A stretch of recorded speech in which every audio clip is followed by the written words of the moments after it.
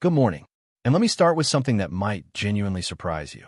For decades, the medical establishment has told seniors the same tired advice: slow down, take it easy, accept the decline that comes with age. But what if I told you that only about 1 in 10 adults over 75 are still able to do 6 very specific things, and that the ones who are quietly, measurably healthier, sharper, and more independent than everyone else their age? I'm Dr. William Lee. And after 2 decades working closely with patients between 75 and 85 years old, I've watched something happen again and again in my clinic. The patients who stay independent, the ones who still drive themselves to appointments, still garden every morning, still remember every grandchild's birthday without needing to write it down. They're not doing anything expensive. They're not taking rare supplements or seeing specialists nobody else can afford. They're simply still doing 6 ordinary things that most people their age have quietly stopped doing. Researchers studying healthy aging have repeatedly found that adults who maintain even 4 or more of these 6 habits show a dramatically lower rate of what's called accelerated functional decline, the rapid loss of independence that pushes so many seniors into assisted living far earlier than it needs to happen. The seniors who keep these habits alive don't just live longer. They live better, on their own terms, for years longer than their peers. Now, before we go further, I want to tease something because I know some of you will be tempted to skip ahead. The very last habit on this list, the one fewer than 1 in 10 people over 75 still practice, is the one almost nobody talks about. It has nothing to do with diet, nothing to do with exercise in the way you'd expect. Most doctors don't even bring it up in a checkup. But it may be the single strongest predictor of whether you stay sharp and independent after 75. So stay with me until the end, because that one could genuinely change how you think about the rest of your life. But before we count them down, I want to ask you something. Drop your age in the comments below, whether you're 68, 74, 81, or somewhere else entirely. And tell me honestly, which of these 6 do you think you already do? I read every comment on this channel. This community means a great deal to me, and I want to hear your story.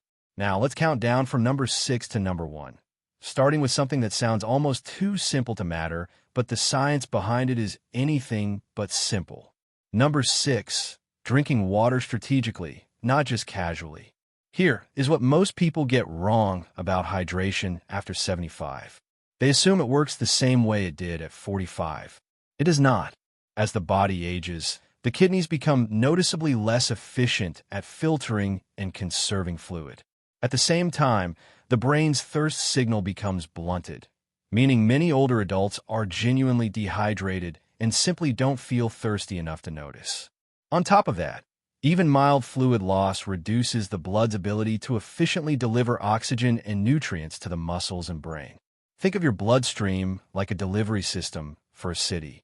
When the water level in that system drops, the delivery trucks slow down, packages get delayed, and the whole operation starts to strain. That is essentially what chronic, mild dehydration does inside an aging body. Multiple studies on hydration and older adults have linked consistent daily fluid intake with a noticeably lower rate of urinary tract infections, fewer falls, because dehydration measurably impairs balance and reaction time, and better performance on short-term memory testing. The brain itself is roughly 3/4 water, and even a small drop in hydration can produce a measurable dip in cognitive sharpness. After 75, that effect tends to be more pronounced because the brain's usual compensatory mechanisms are already working harder just to maintain a normal baseline. Here is what separates the small percentage of seniors who do this well from everyone else. They don't drink water only when they remember to. They drink a full glass first thing in the morning, before coffee, before breakfast, before anything else, because the body loses a surprising amount of fluid overnight simply through breathing and light perspiration, and that overnight deficit tends to be larger in older adults. Then they have a small glass with each meal, plus one in the mid-afternoon, when energy and focus typically dip. The synergy tip here matters. Pair your morning water with a small pinch of a high-quality electrolyte source, not table salt, but a pinch of sea salt or a proper electrolyte tablet. Because as kidney function changes with age, plain water can pass through the system without being fully absorbed at the cellular level where it's actually needed, that I think of a patient, a woman in her early 80s, who came to me complaining of afternoon brain fog, dizziness on standing, and what she described as feeling like my thinking is wrapped in cotton. She wasn't dramatically dehydrated. She was chronically, mildly underhydrated day after day for years. We made one change, timing her hydration correctly and adding a small electrolyte boost in the morning. 6 weeks later, she told me it felt like someone had cleaned the windows of her mind. Her balance improved. Her afternoon fatigue nearly disappeared. One simple habit, a genuinely noticeable difference. Number 5, resistance-based movement at least twice a week. I need to be very clear here because this is misunderstood constantly. When I say resistance movement, I am not talking about a gym membership or heavy lifting. I mean any movement that asks your muscles to work against a force. A resistance band, a light dumbbell, wall push-ups, or even carrying groceries with intention and good form. This distinction matters enormously after 75 because of something called anabolic resistance, the reduced ability of aging muscle to respond to the normal signals of protein intake and movement.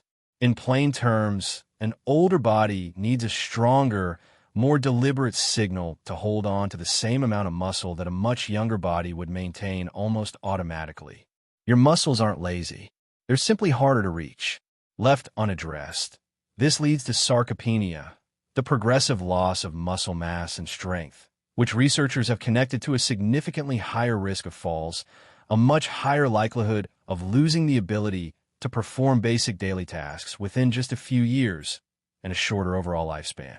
Studies following adults in their late 70s and early 80s who began twice-weekly resistance training have shown meaningful improvements in leg strength and balance in as little as 10 weeks, and, notably, measurable improvements in insulin sensitivity, which in turn affects energy, inflammation, and even cognitive function.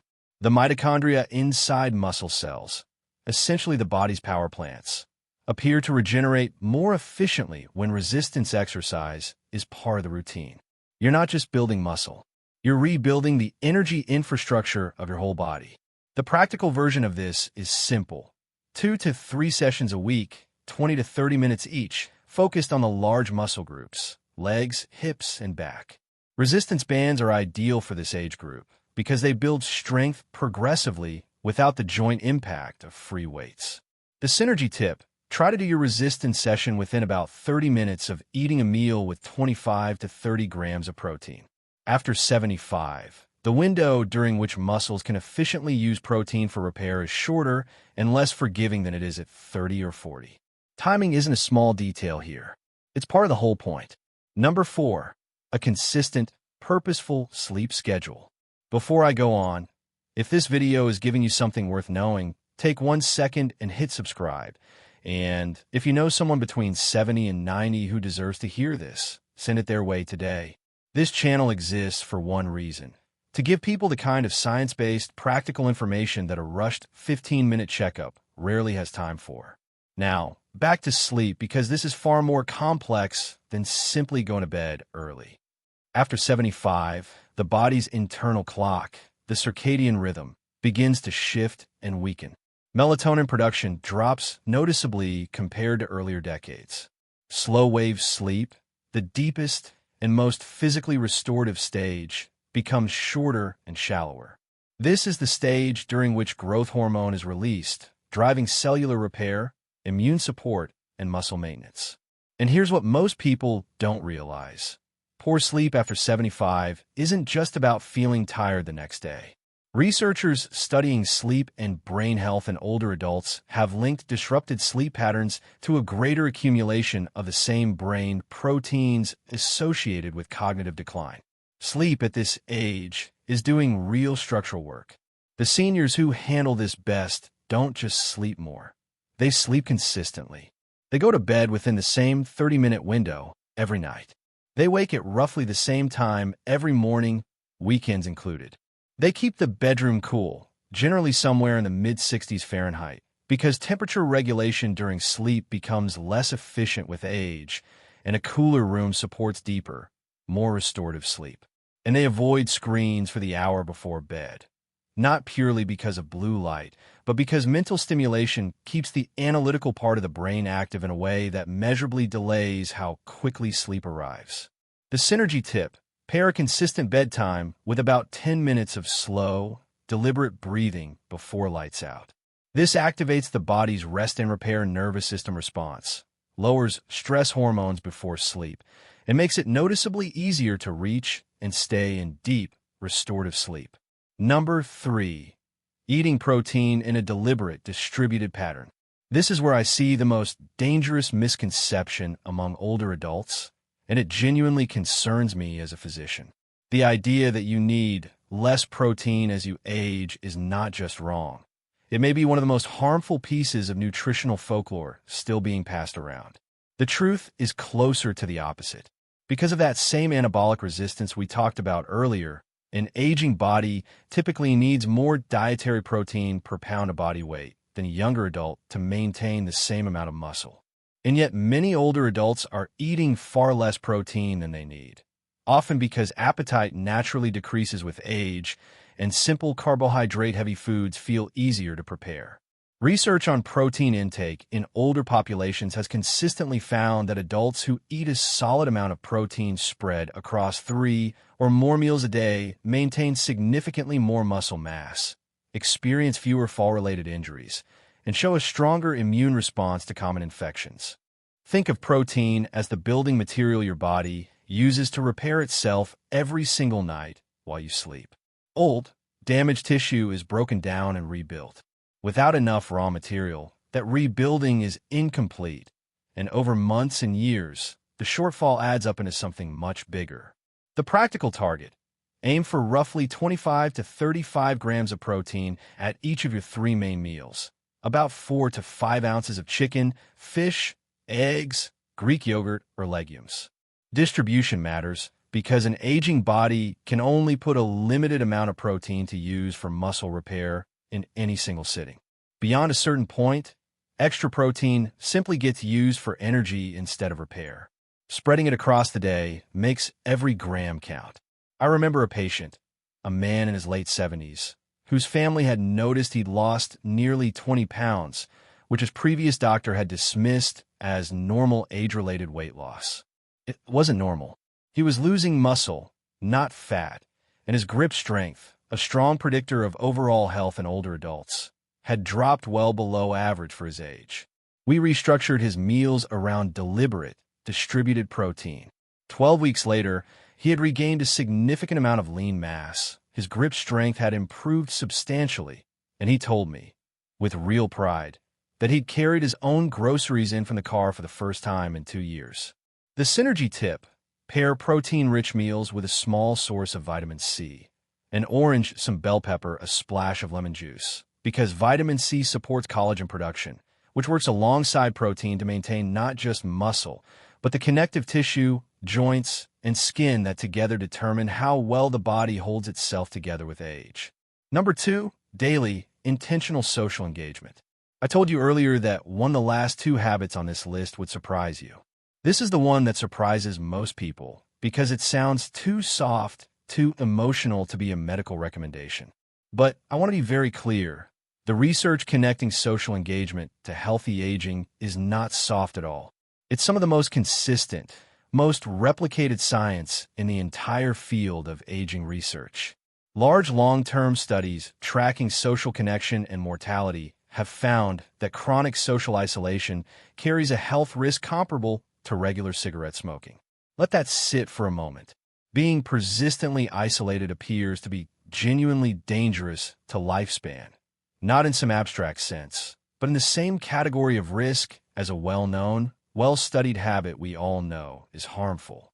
For adults over 75 specifically, researchers studying aging and loneliness have found that chronic isolation is associated with meaningfully faster cognitive decline, a higher risk of dementia, and elevated levels of inflammatory markers in the blood, markers directly tied to cardiovascular and neurological health. Here's the physiological reason this runs so deep.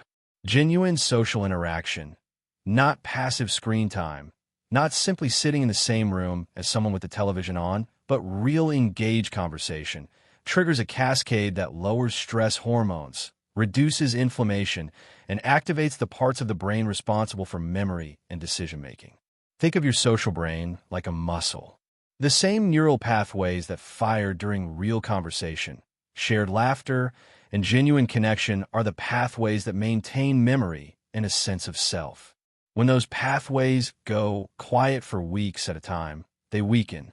And because neuroplasticity, the brain's ability to form new connections, naturally slows with age, and used pathways become harder to rebuild the longer they sit idle. The practical prescription isn't complicated, but it has to be intentional. Aim for at least one genuinely engaged social interaction every day. A phone call counts if it's a real conversation. A regular group, a faith community, a walking partner, a standing lunch with a neighbor, all of it counts, as long as you are actively participating, not just present. I think of a woman in her early 80s who lost her husband of over 50 years and withdrew almost entirely from social life. Within less than a year, her cognitive testing showed a measurable decline. We didn't change a single medication. Instead, we built her a social schedule, a weekly book club, a daily short phone call with a rotating circle of friends and family, and a couple of volunteer shifts each week at her local library. Within 8 months, her cognitive scores had returned close to where they'd started. Her daughter told me she seemed like herself again. Social connection is not a luxury after 75. It functions like a biological necessity. The synergy tip: pair social time with light physical movement whenever you can, a walk with a friend, a gentle group exercise class, gardening alongside a neighbor. Combining connection with movement appears to have a compounding effect on the brain chemicals responsible for growing and maintaining healthy neurons, essentially fertilizer for your brain cells, and you want as much of that as you can get. Number 1, daily, purposeful cognitive challenge. And now, the habit that fewer than 1 in 10 adults over 75 still maintain. The one researchers studying healthy aging have called one of the most underused, cost-free interventions available for staying sharp later in life.